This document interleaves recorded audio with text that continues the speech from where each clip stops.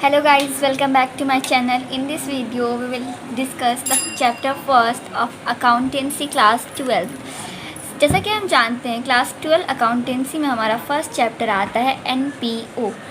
NPO यानी कि not for profit organisation. इसके नाम से ही आपको पता चलेगा, N for not, P for profit और O फॉर ऑर्गेनाइजेशन।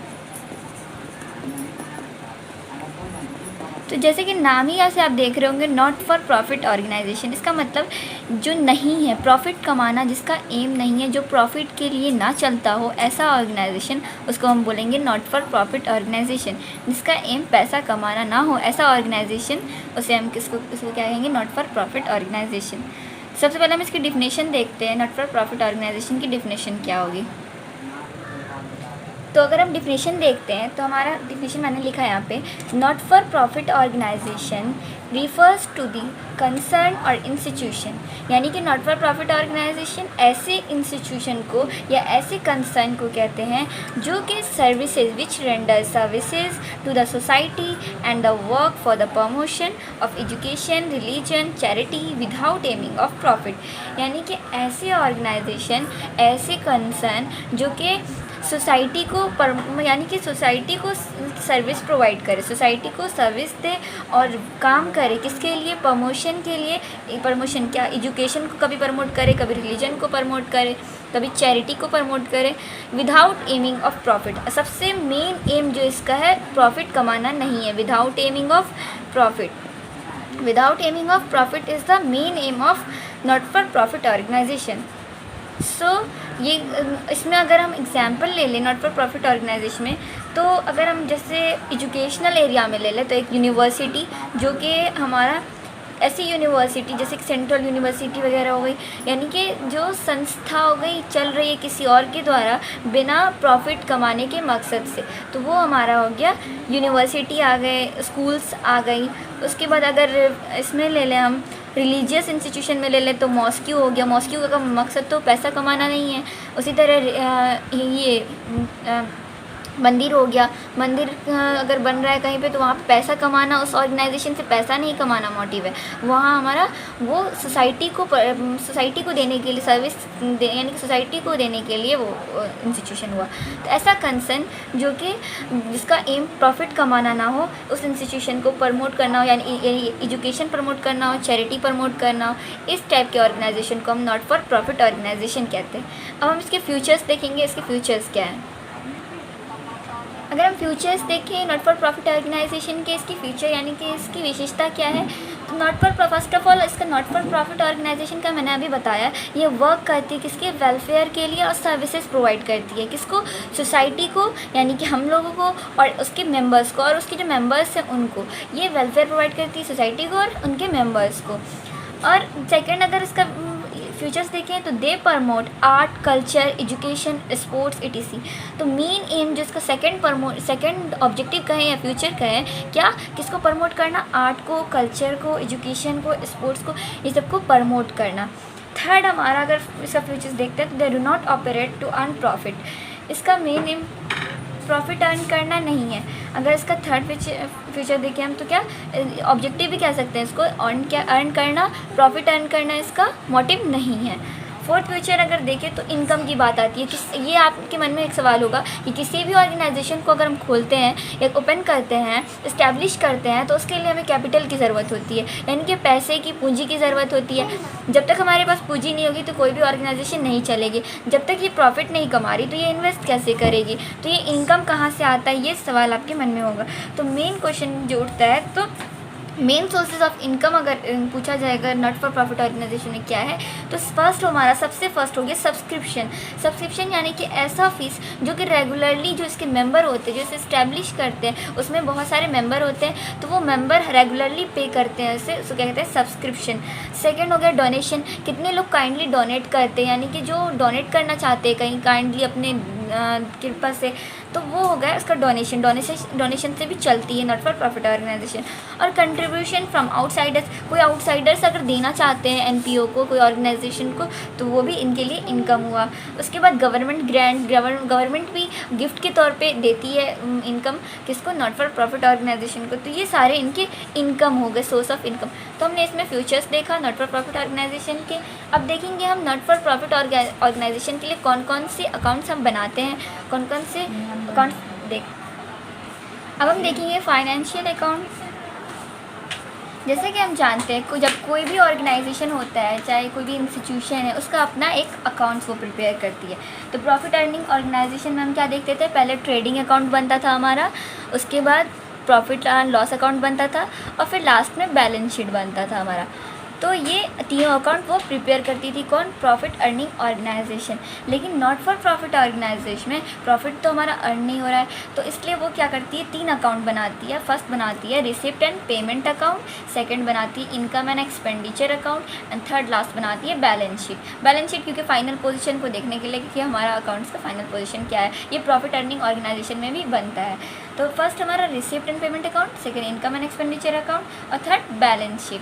तो फर्स्ट ऑफ ऑल हम पहले देखेंगे रिसिप्ट एंड पेमेंट अकाउंट क्या है, फिर देखेंगे इनकम एंड एक्सपेंडिचर अकाउंट क्या है, और थर्ड बैलेंस शीट क्या है। बस हमारा चैप्टर में यही तीनों को अच्छे से एनालाइज करना है, समझना है किस अकाउंट में कौन सा सब्सक्रिप्शन किस में आएगा, डोनेशन किस में आएगा, रिसिप्ट एंड पेमेंट अकाउंट में आएगा या इनकम एंड एक्सपेंडिचर अकाउंट में आएगा। सो बहुत ईजी चैप्टर है और बहुत अच्छी चैप्टर है। तो हम इसको स्टार्ट करते हैं, रिसिप्ट एंड पेमेंट अकाउंट से देखते हैं क्या है। हम कह सकते हैं रिसिप्ट एंड पेमेंट अकाउंट का अगर डेफिनेशन पूछे तो हम कह सकते हैं, we can say that it is a summary of cash receipt and cash payment related to a given period.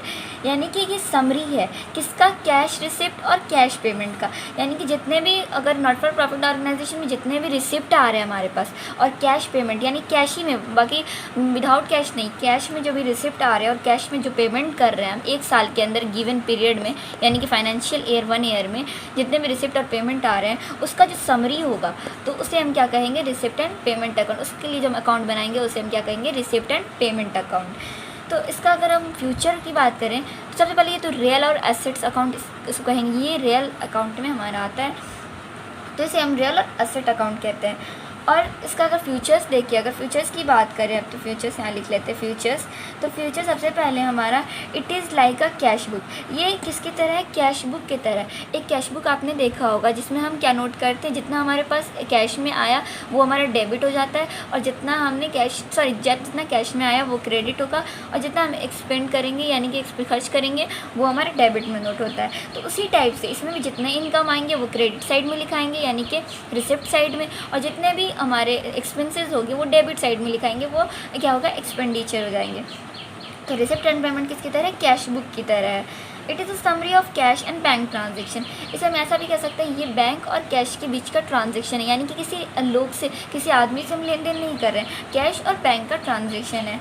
इसमें क्या होता है, all cash receipt and payment whether it is a revenue और कैपिटल। इसमें सबसे पहले हम किसको नोट करेंगे, जो हमारे पास रेवेन्यू यानी कि स्मॉल एक्सपेंडिचर या इनकम हो, या कैपिटल यानी बिग एक्सपेंडिचर इनकम, तो उसे भी लिख सकते हैं। यानी कि रेवेन्यू और कैपिटल दोनों नेचर के ट्रांजेक्शन इसमें लिखे जाएंगे, चाहे वो छोटे मोटे खर्चे हो या वो बड़े खर्चे हो या बड़ी इनकम हो, वो सारे इसमें नोट होंगे। इसलिए इसमें रेवेन्यू और कैपिटल नेचर के पेमेंट या इनकम हम दोनों लिखते हैं। थर्ड हमारा it start with opening balance. हमारा रिसिप्ट एंड पेमेंट का एक और क्वेश्चन अगर आपसे ऑब्जेक्टिव में भी पूछा जा सकता है कि ये स्टार्ट कौन से account not for profit organisation में ओपनिंग बैलेंस से स्टार्ट होती है, तो रिसिप्ट एंड पेमेंट अकाउंट हमारा स्टार्ट होता है किससे, ओपनिंग बैलेंस से, जो कि डेबिट साइड में नोट होता है, और एंड किससे होता है, क्लोजिंग बैलेंस से, जो हमारा क्रेडिट साइड में नोट होता है। एंड लास्ट वन मैंने नोट किया है नॉट रिकॉर्डेड कैश आइटम। इसमें क्या होगा, it does not record non cash item like depreciation. किसी एसेट्स पे यानी कि कैपिटल एसेट्स पे जब डेप्रिसिएशन लगती है तो वो हमारा इसमें रिकॉर्ड नहीं होगा। ओनली हमने पढ़ा भी क्या, सिर्फ कैश ट्रांजेक्शन इसमें नोट होते हैं, इसलिए नॉन कैश आइटम को हम नोट नहीं करेंगे, डेप्रिसिएशन नोट नहीं होगा। सो हम देखेंगे रिसिप्ट एंड पेमेंट अकाउंट कैसे बनाते हैं हम। तो सबसे पहले रिसिप्ट एंड पेमेंट अकाउंट के लिए मैंने यहाँ पे बना के रखा है। मैंने सारे अकाउंट्स के ऑप्शन तो नोट्स नहीं किए, लेकिन थोड़े से नोट्स किए जिससे आप लोग को समझ में आ सके रिसिप्ट एंड पेमेंट अकाउंट में किस तरफ हम क्या लिखते हैं। यानी कि सो सम इम्पॉर्टेंट्स आइटम्स अगर जो मैंने नोट किए वो मैं दिखाती हूँ। तो फर्स्ट ऑफ ऑल हम पहले लिखेंगे रिसिप्ट एंड पेमेंट अकाउंट पहले लाइन में। सेकेंड लाइन पे हम लिखेंगे अपनी कॉपी के सेकेंड लाइन पे फॉर द ईयर इंडेड, यानी कि हम डेट लिखेंगे कौन से ईयर में, यानी कौन से ईयर में हमारा अकाउंट इंड हो रहा है जिसमें क्लोज कर रहे हैं, तो रिसिप्ट अकाउंट में हम वो लिखेंगे। उसके बाद अपने राइट हैंड साइड लिखेंगे पेमेंट और लेफ्ट हैंड साइड लिखेंगे रिसिप्ट। एक तरफ हम अपने लेफ्ट साइड लिखेंगे रिसिप्ट और राइट साइड में लिखेंगे पेमेंट। तो रिसिप्ट साइड में हम देखेंगे हमने पहले लिखा है टू बैलेंस बीडी। मैंने आपको बताया था कि डेबिट बैलेंस हम क्या करते हैं, ओपनिंग बैलेंस हमारा किधर से स्टार्ट होता है, डेबिट बैलेंस से स्टार्ट होता है। तो टू बैलेंस बीडी जो भी बैलेंस रहेगा हमारा वो कैश इन हैंड हो या कैश एट बैंक, इधर हम लिख देंगे पहले। उसके बाद जितना हमारा रेवेन्यू रिसिप्ट होगा, टू रेवेन्यू रिसिप्ट, जो भी रेवेन्यू रिसिप्ट होगा यानी कि सब्सक्रिप्शन आ गया, जनरल डोनेशन आ गया या न्यूज़पेपर से सेल करने से, यानी कि छोटे मोटे रेवेन्यू, मतलब जानते होंगे आप 1 साल से कम, जो 1 ईयर से लेस देन के इनकम जो है जो हमें आ रहे हैं, तो वो इनकम हमारा हो गया रेवेन्यू इनकम। तो रेवेन्यू इनकम सब्सक्रिप्शन आ जाएंगे, जनरल डोनेशन हो जाएगा, सेल ऑफ न्यूज़पेपर हो गया, और जितने भी मिसलेनियस रिसिप्ट हो गए तो वो सारे रेवेन्यू रिसिप्ट में आ जाएंगे। इसमें और भी आ सकते हैं जैसे कि इंटरेस्ट ऑन फिक्स डिपॉजिट में जो इंटरेस्ट आते हैं, इंटरेस्ट ऑन इन्वेस्टमेंट में जो इंटरेस्ट आते हैं, वो सारे रेवेन्यू रिसिप्ट में आ जाएंगे। फिर देखेंगे हम कैपिटल रिसिप्ट यानी कि जो बड़े 1 साल से ज़्यादा के लिए जो इनकम आ रहा है, 1 साल के ज़्यादा के खर्चे के लिए, जो 1 साल से ज़्यादा चले गए उसके लिए खर्चे के लिए जो इनकम वो कैपिटल रिसिप्ट। उसमें जैसे हम आगे जैसे कि हम परचेज़ कर रहे हैं, परचेज़ के लिए तो हमारा चला जाएगा पैसा, इनकम के लिए करेंगे life membership fees. Life membership यानी कि पूरे लाइफ में एक बार एक फ़ीस देते हैं मेंबर्स, तो उन्हें कहेंगे लाइफ मेंबरशिप फ़ीस। इसमें लेगेसीज़ आ जाएगी। लेगेसीज़ भी एक अमाउंट है जो कि लॉन्ग टर्म पे मिलती है कंपनी इसको, ऑर्गेनाइजेशन को। उसके बाद हो गया सेल ऑफ फिक्स एसेट। अगर हम फिक्स एसेट को सेल करते हैं उससे भी जो इनकम आती है वो हमारी क्या हुई, कैपिटल रिसिप्ट हुई। पेमेंट में देखेंगे तो हमारा जो ओवरड्राफ्ट बैलेंस होगा वो हमारा पेमेंट में आ जाएगा, यानी कि जो बैंक से उठाए होंगे हम रेवेन्यू पेमेंट, तो वो हमारा बैलेंस सीडी में आ जाएगा राइट साइड में। उसके बाद हम लिखेंगे रेवेन्यू पेमेंट। रेवेन्यू पेमेंट में जैसे कि अगर जो कंपनी में जो लोग काम करते हैं, सैलरी या वेजेस जो उनको दी जाएगी वो होगी पेमेंट में, रेवेन्यू पेमेंट। ऑडिट फीस होगा, इंश्योरेंस होगा, होनोरेरियम एक्सपेंडिचर भी हमारा पेमेंट में आ जाएगा रेवेन्यू पेमेंट में। उसके बाद कैपिटल पेमेंट जो होगा, कैपिटल पेमेंट में हमारा आ गया परचेज ऑफ बुक्स अगर परचेज करते हैं, फिक्स डिपॉजिट किए, ये सारे जितने भी यानी कि परचेज ऑफ फिक्स असेट्स सारे आ गए कैपिटल पेमेंट। यानी कि मैंने बस बताया कि हिंट आप कैसे लिखेंगे, पहले रेवेन्यू पेमेंट, देन जितना रेवेन्यू पेमेंट में जितना आइटम रहेगा वो लिखेंगे, फिर रेवेन्यू पेमेंट यानी कैपिटल पेमेंट जो खर्च हुआ कंपनी का वो लिखेंगे। तो उसमें परचेज ऑफ फिक्स असेट्स, तो जितने सारे कैपिटल पेमेंट होंगे वो आएंगे। और लास्ट में हमने पढ़ा था क्लोजिंग बैलेंस किधर, क्रेडिट साइड होता है, तो क्रेडिट साइड हम अपना क्लोजिंग बैलेंस दे करके अकाउंट को क्लोज करेंगे। दोनों तरफ टोटल करके जो भी कम होगा तो वो क्रेडिट साइड हम अपना, अगर क्रेडिट साइड ज़्यादा होगा तो फिर हमारा क्रेडिट साइड में बैलेंस सीडी आएगा। ओके गाइज, इस वीडियो में हमने रिसिप्ट एंड पेमेंट अकाउंट के बारे में पढ़ा, नॉट फॉर प्रॉफिट ऑर्गेनाइजेशन पढ़े, उसके फीचर्स पढ़े। अब नेक्स्ट वीडियो में हम अपने इनकम एंड एक्सपेंडिचर अकाउंट के बारे में पढ़ेंगे, उसके बाद हमारा बैलेंस शीट होगा।